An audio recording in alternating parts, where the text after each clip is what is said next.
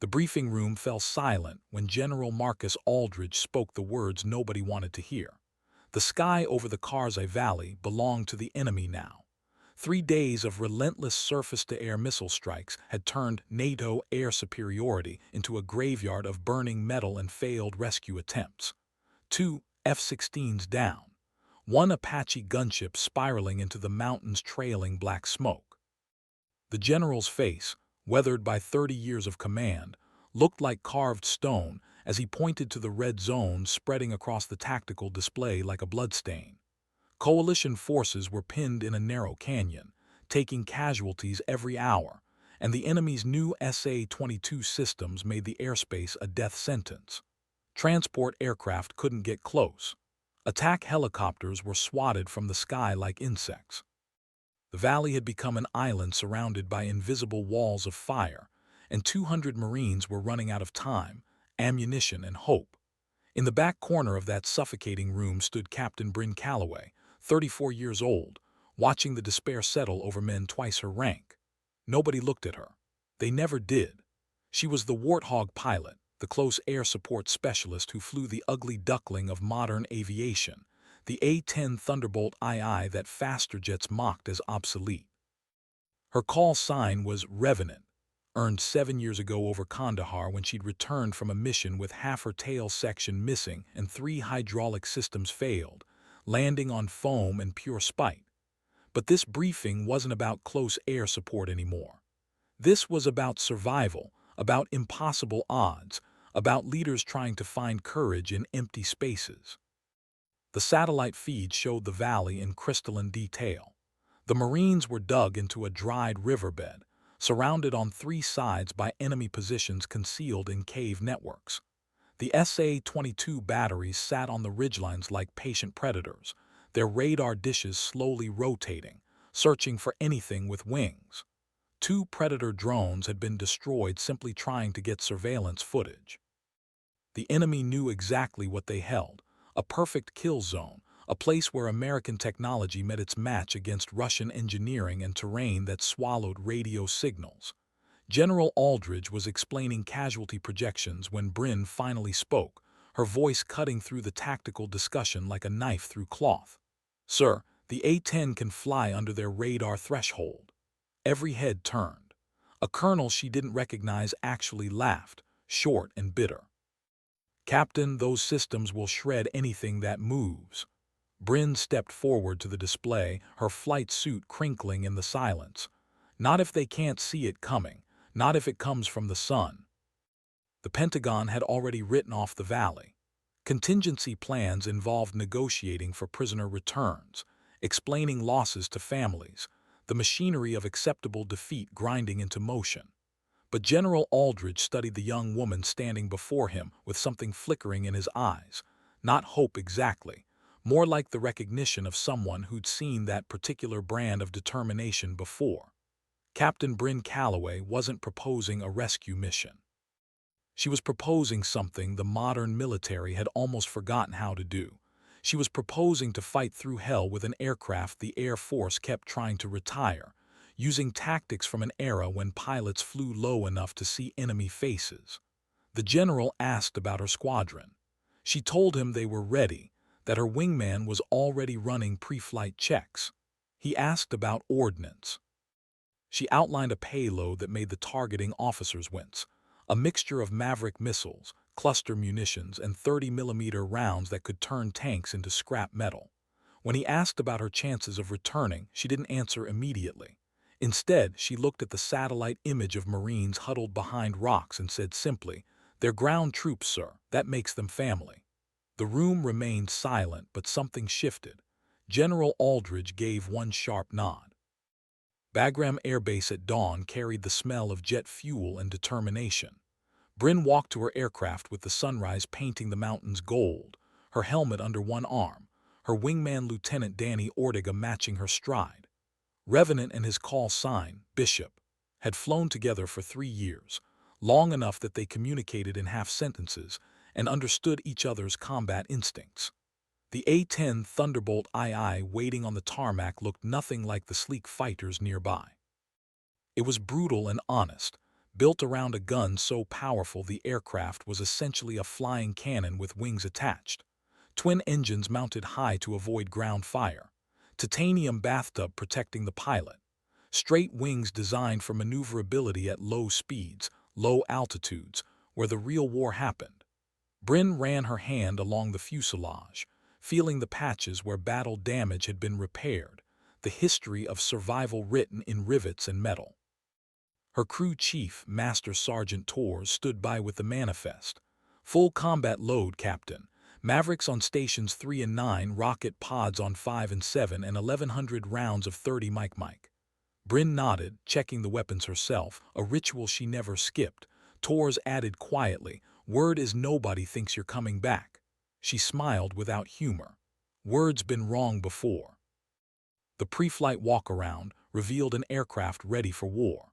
Bryn checked control surfaces, examined engine intakes, verified that every weapon was properly seated and armed.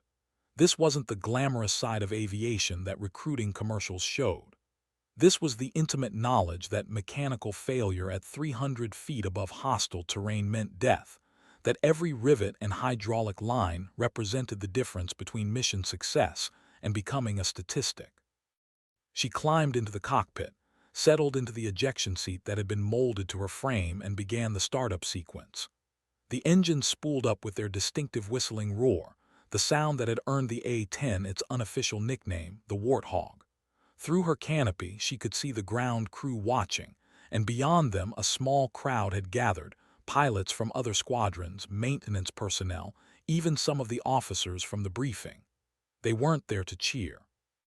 They were there to witness what might be aviation's last desperate gesture against modern integrated air defense.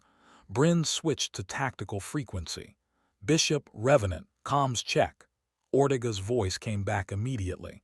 "Bishop reads you 5 by 5, ready to get stupid.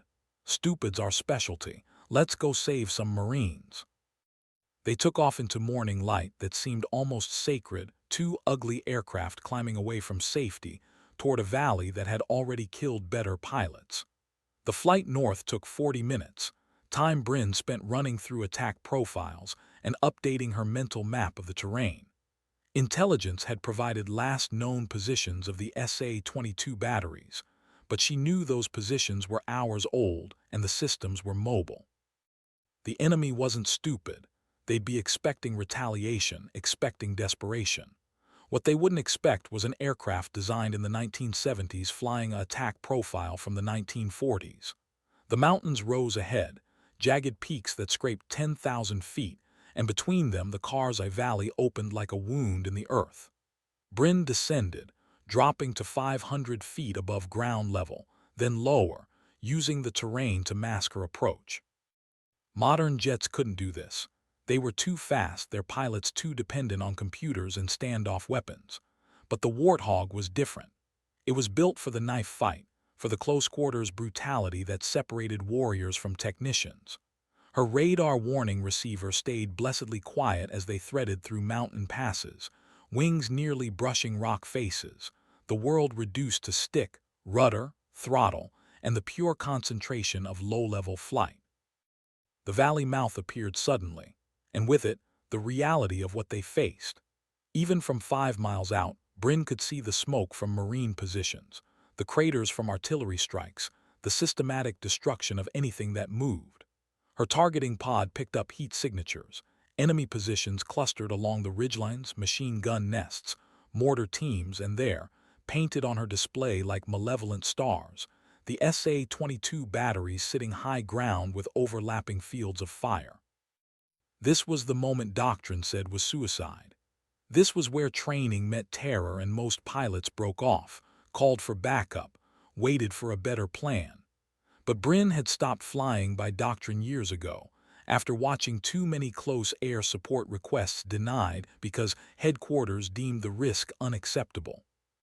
She'd learned something the desk officers never understood. Sometimes the risk of action was smaller than the cost of delay, and Marines didn't have the luxury of waiting for perfect conditions. She keyed her mic to the ground frequency. "Phantom 26, Revenant, we're 30 seconds out. Mark your position with smoke, mark enemy concentrations with laser designator. Do it now." The response came back through static and the sounds of gunfire. Revenant, Phantom 26 Actual. God, we didn't think anyone was coming, marking friendlies with purple smoke. Below, 3 wisps of purple smoke rose from the canyon floor.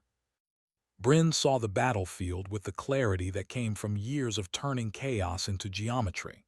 The Marines were trapped in a dried riverbed, natural cover reduced to scattered boulders and desperate foxholes.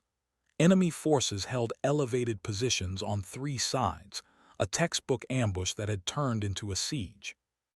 The SA-22 batteries sat on peaks to the north and south, their radar dishes visible even from her altitude, and between them, dozens of smaller anti-aircraft systems created layers of overlapping fire. No helicopter could penetrate this. No drone could survive. Even her Warthog would be vulnerable the moment those radars locked on. But Bryn had studied this problem during the long flight north, had remembered lessons from pilots who'd flown over Vietnam and Kosovo, had understood something fundamental about modern warfare. Everyone was watching the sky now, expecting threats from above, and they'd forgotten that sometimes death came from the same altitude as birds. She pushed her stick forward, diving toward the deck, her airspeed building as she committed to the attack run. Beside her, separated by a mile of empty air, Bishop mirrored her descent.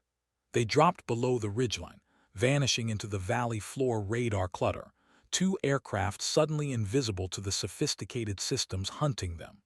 The Warthog's maneuverability at low speed and low altitude was legendary among pilots who actually flew close air support. Now Bryn would test those legends against reality. At 200 feet above the valley floor, traveling at 300 knots, the world became visceral and immediate. She could see individual rocks, dried vegetation, the shapes of enemy soldiers moving between positions. Her radar warning receiver screamed suddenly as an SA-22 battery achieved lock, the shrill tone that preceded missile launch.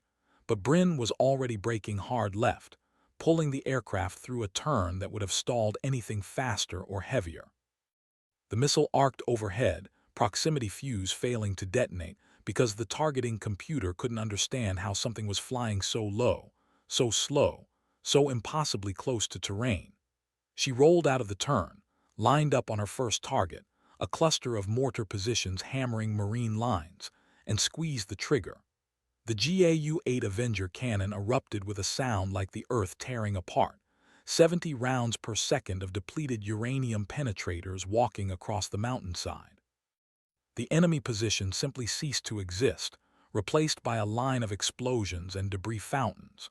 Bryn pulled up slightly, rolled inverted to check her 6 o'clock, rolled back upright and immediately engaged her second target, a machine gun nest that had been raking the Marines for 3 days.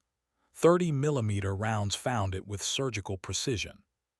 Through her canopy, she glimpsed faces below, Marines rising from cover to point, to watch, to realize that the cavalry had arrived riding titanium horses with wings. Bishop's voice crackled through her headset, professional and urgent.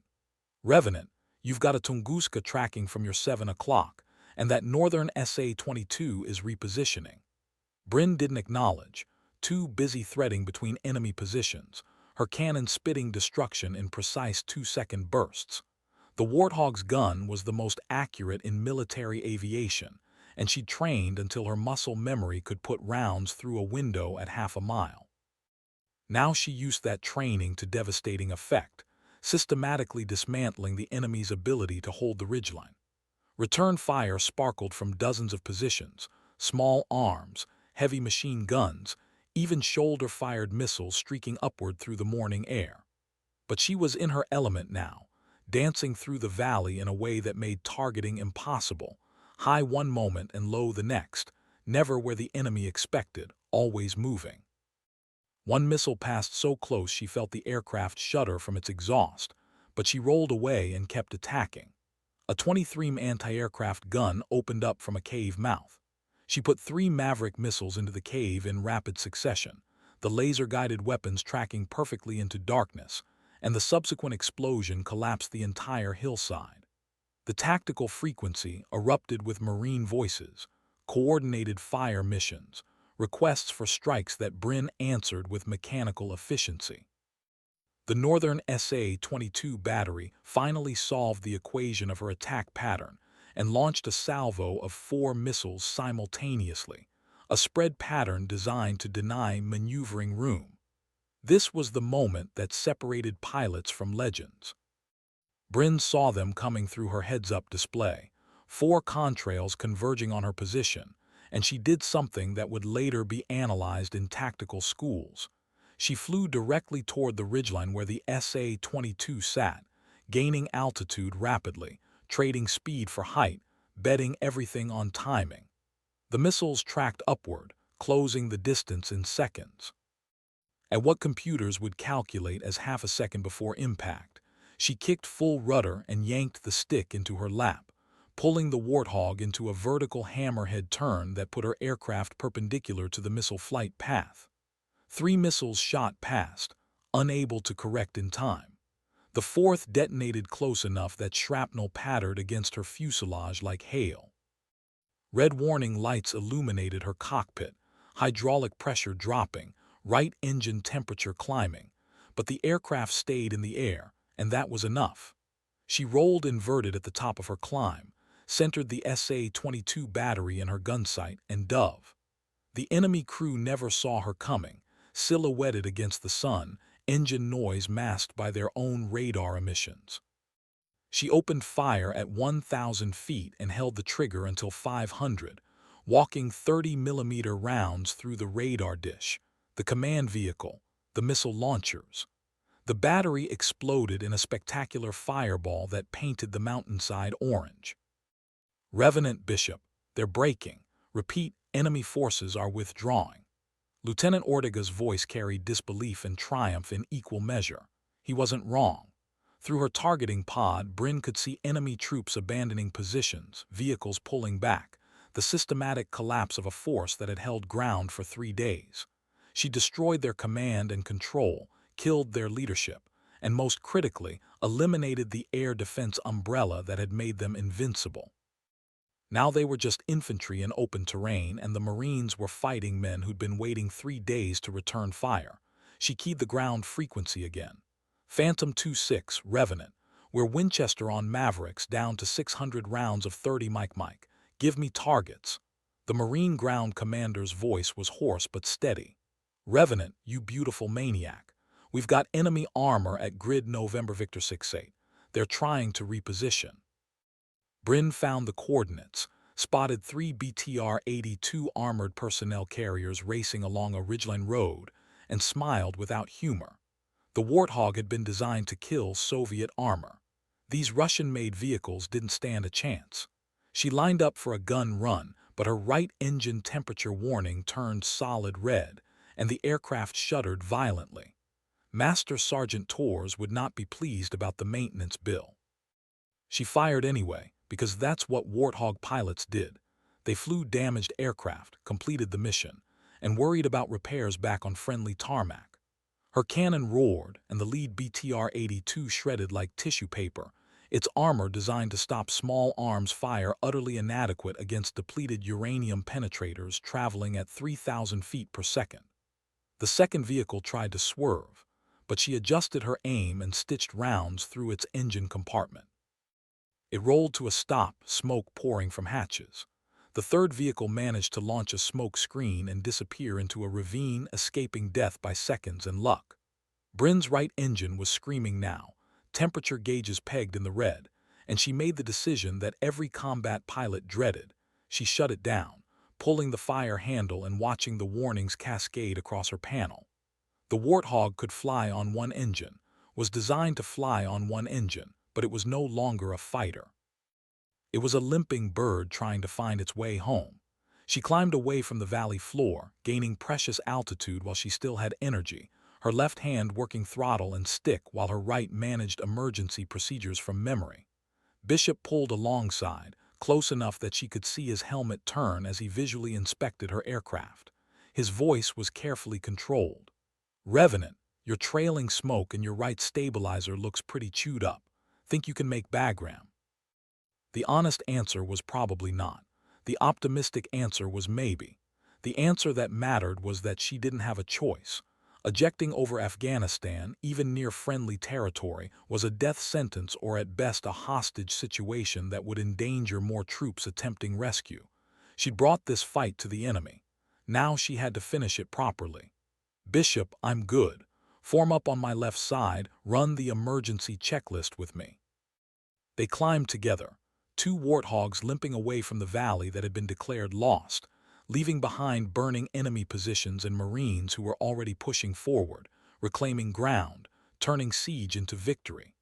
The tactical frequency was alive with radio traffic, medevac helicopters inbound, reinforcements being scrambled, the beautiful chaos of a battle turning in favor of the right side. General Aldridge's voice cut through the chatter, addressing her directly. Revenant, this is Overlord Actual. Status report. Bryn checked her instruments, noted the list of systems that were dead or dying, and replied with the dark humor that kept military pilots sane. Overlord Revenant, aircraft is somewhat broken, pilot is stubborn, mission complete. The sky is yours again, sir. There was a pause, long enough that she wondered if the transmission had failed. Then the general's voice returned, and she heard something in it that hadn't been there before, respect earned through fire. Good hunting, Captain. Bring yourself and Bishop home. That's an order. The flight back to Bagram took an hour and felt like 10. Bryn nursed her wounded aircraft through mountain passes, constantly adjusting trim to compensate for damaged control surfaces, monitoring the one remaining engine with the attention of a cardiac surgeon watching a patient's heartbeat. Bishop stayed on her wing, talking her through each phase of flight, ready to call search and rescue if her aircraft finally gave up. But the Warthog held together, because that's what Warthogs did. They took damage that would down any other aircraft and kept flying, kept fighting, kept getting their pilots home. The Air Force brass had been trying to retire the A-10 for decades, citing its age and lack of stealth capability, never understanding that some missions required an aircraft that could take punishment and deliver violence with intimate precision. Today's mission would be Exhibit A in that argument for another generation. Bagram appeared on the horizon, the runway visible as a strip of civilization carved into hostile geography. Bryn radioed the tower, declared an emergency, and was cleared for immediate landing. Fire trucks rolled into position. Ambulances stood ready. The entire base had been monitoring her tactical frequency, listening to the battle unfold, and now they waited to see if the legend would survive her own story. She set up for final approach, hydraulic pressure dropping, warning lights painting her cockpit red, but her airspeed steady and her descent angle perfect. The landing was textbook. Touchdown came with the screech of tires and the groan of overstressed metal. Bryn kept the aircraft centered on the runway until it slowed enough to turn off onto the taxiway, where she finally shut down the remaining engine and sat in sudden silence, letting the adrenaline drain from her system. Through her canopy she could see crowds gathering, not just ground crew but pilots from other squadrons, officers, enlisted personnel, the whole spectrum of military hierarchy, unified by the simple act of witnessing something extraordinary. Master Sergeant Torres reached her aircraft first, his face a mixture of relief and professional outrage at the damage. Captain, you brought back maybe 60% of an airplane. Bryn popped her canopy, pulled off her helmet, and felt the morning air on her sweat-soaked face. The important 60%, Master Sergeant. She climbed down from the cockpit on legs that shook slightly from exhaustion and sustained G-forces, and found General Aldridge waiting at the bottom of the crew ladder. He wasn't smiling. Generals rarely smiled after combat operations, but his eyes held something that military people recognized instantly: validation. Captain Calloway, I need to know if what I heard on that tactical frequency was accurate. Did you actually engage an SA-22 battery in a dive from directly above it? Bryn straightened despite her fatigue. Sir, the sun was in the right position. They couldn't see me coming. The general studied her for a long moment. This compact woman who'd flown a mission that every analyst had called suicide and turned it into a masterclass of close air support. 217 Marines are alive because of what you did this morning. The casualty estimates if we'd lost that valley were in the hundreds. Do you understand what that means? Bryn thought about the faces she'd glimpsed through her targeting pod, thought about the desperate radio traffic from Phantom 26, thought about the fundamental promise that ground troops never fought alone. Sir, it means we did our job. General Aldridge nodded slowly, then did something unexpected. He saluted her, a gesture between equals that transcended rank. Captain, the Joint Chiefs are going to want a full debrief. The Secretary of Defense is already calling. You've just rewritten the manual on defeating integrated air defense systems. Bryn returned the salute, felt the weight of what came next settling on her shoulders. She'd wanted to fly the mission, save the Marines, come home. She hadn't wanted to become a symbol or a case study, but military service didn't always let you choose your role in history. Sir, my wingman deserves equal credit. Bishop flew the same airspace, took the same risks, and Bishop will receive appropriate recognition. But you led, Captain. Leadership in combat.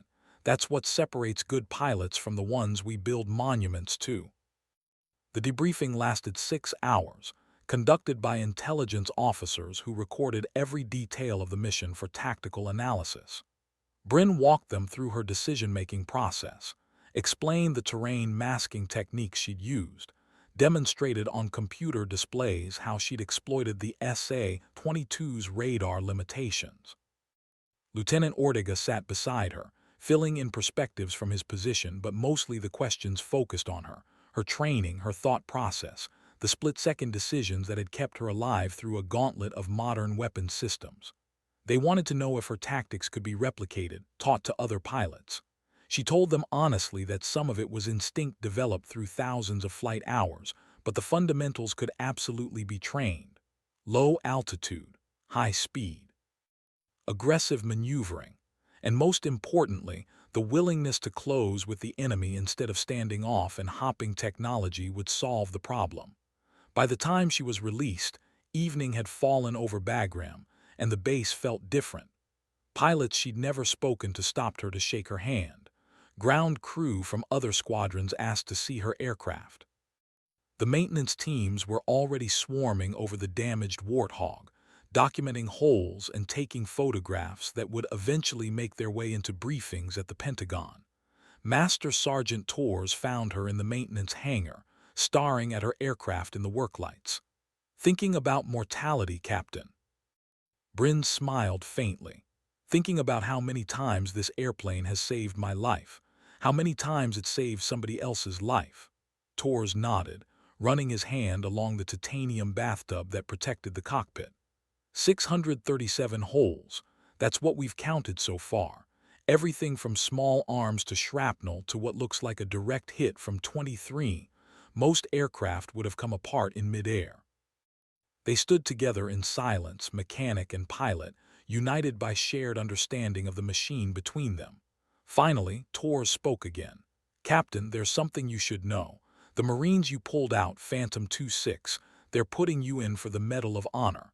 Their commander is flying to Kabul tomorrow to personally brief the award committee. Bryn's breath caught. The Medal of Honor wasn't something pilots thought about. It was reserved for soldiers who threw themselves on grenades, who charged machine gun nests, who gave everything for their brothers in arms. Master Sergeant, I was doing my job, that's all. With respect, ma'am, you were doing a lot more than your job. You were keeping a promise that some people forgot we made, that when Americans are in trouble, we don't calculate odds, we bring them home. Torres saluted and walked away, leaving her alone with her thoughts and an aircraft held together by skill and prayers. The weeks that followed transformed Captain Bryn Calloway from an unknown close air support pilot into something she'd never wanted to be, a celebrity, a symbol, a poster for a generation of military strategy. Her call sign, Revenant, took on new meaning in the media. They loved the story, the female pilot flying the ugly jet that nobody respected, diving into impossible odds and emerging victorious. CNN ran features. The New York Times wrote analysis pieces about modern warfare. Defense contractors suddenly remembered why the A-10 was valuable and quietly shelved retirement plans. But Bryn experienced all of this from a strange remove, processing the attention while continuing to fly missions over Afghanistan, because ground troops still needed close air support, and she was still qualified to provide it. The Medal of Honor ceremony happened at the White House, with the president placing the ribbon around her neck while cameras flashed and officials applauded. She wore her dress blues, stood at attention, and thought about the Marines in that valley who'd really earned this moment by surviving long enough for her to arrive. At the reception afterward, General Aldridge found her standing alone on a balcony overlooking the Rose Garden. "Having trouble with the spotlight, Captain." She looked at him, this man who'd trusted her judgment when everyone else had written off the mission. "Sir, I keep thinking about all the other pilots doing the same work every day without recognition. That's why you earned this." The general gestured at the medal hanging from her neck. "Because you understand that heroism isn't about the award. It's about the day you flew into hell because people were counting on you." They watched the sunset paint Washington in golden light, two warriors temporarily removed from combat but never fully leaving it behind. General Aldridge spoke again, his voice thoughtful. "The Air Force is creating a new training program, focused on low-altitude penetration of advanced air defense systems. They want you to head it up. Major's rank, instructor position, chance to shape the next generation of pilots." Bryn considered this, weighing the appeal of passing knowledge forward against the immediate need she felt every time a close air support request came through. "And if I say no, sir?" "Then you keep flying combat missions until the war ends or your body gives out, whichever comes first. But think about it, Major Select Calloway. One pilot can save hundreds of lives. A whole generation of pilots trained properly can save thousands." It was a compelling argument, the kind that recognized her desire for impact while offering a path that didn't end with her flying into a mountain or taking a missile she couldn't evade. Bryn nodded slowly. "I'll think about it, sir. But I need to finish my deployment first. I've got a squadron that needs me." The final mission of her deployment came 3 months later, another close air support request in another valley where Marines were pinned down by enemy fire. By now, every combat pilot in Afghanistan knew the call sign Revenant, knew the story, knew that when she rolled in with her Warthog, the battle was already half won. But Bryn approached this mission the same way she'd approached every other, with methodical planning, careful weapon selection, and the quiet determination that had defined her career. She flew low through mountain passes, found the Marines under fire, and delivered precision strikes that allowed them to break contact and withdraw to safety. No drama, no medals, just professional execution of a dangerous job. When she landed back at Bagram for the final time, Master Sergeant Torres had arranged something unexpected. The entire maintenance crew was lined up in formation, rendering honors as she taxied in. Her fellow pilots had gathered as well, standing at attention in a display of respect that transcended rank and service component. This was the military at its best, recognizing excellence through the simple act of presence. Bryn shut down her aircraft, climbed out of the cockpit, and stood before the assembled crowd feeling emotions she usually kept locked away during combat. Lieutenant Ortega stepped forward, his face serious. "Captain, on behalf of everyone who's ever called for close air support and heard your voice answer, thank you. You've set a standard we'll be chasing for the rest of our careers." The flight home to the United States came with the surreal quality of transition, moving from a place where death was routine to one where people complained about traffic and coffee. Bryn carried her experiences in the careful compartmentalization that veterans develop, able to function in civilian spaces while remembering the weight of combat, the smell of jet fuel, the sound of Marines cheering over tactical frequencies. She reported to Nellis Air Force Base in Nevada, where the new training program was being established, and found herself standing before a classroom of young pilots who looked at her with a mixture of awe and intimidation. She began teaching the way she'd learned to fly, with brutal honesty, practical demonstrations, and an emphasis on skills over technology. Her first lecture focused on a simple truth. Most of you believe that modern warfare is about stealth, standoff weapons, and letting computers do the hard work. You're wrong. Modern warfare is still about the willingness to close with the enemy, to put yourself at risk, and to execute missions that doctrine says are impossible. The aircraft doesn't matter as much as the pilot's commitment to the ground troops who are counting on you. She showed them gun camera footage from her missions, not to glorify combat but to demonstrate decision-making under pressure. She taught them how to read terrain, how to exploit radar limitations, how to stay calm when warning tones were screaming and missiles were inbound. The students called her the Revenant, with a respect that felt earned rather than manufactured.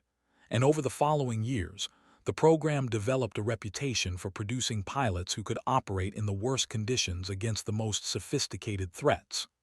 Brin's students deployed to Syria, Iraq, Africa, everywhere close air support was needed, and they carried forward the lessons she'd learned in fire. Some of them died, because combat aviation was inherently dangerous, and each loss felt personal in a way that never diminished. But most of them came home, successful missions completed, ground troops saved, and when they returned they always stopped by her office to share stories and say thank you. Major Bryn Calloway became Lieutenant Colonel Calloway, then Colonel, her career arc following the trajectory of someone whose competence was undeniable.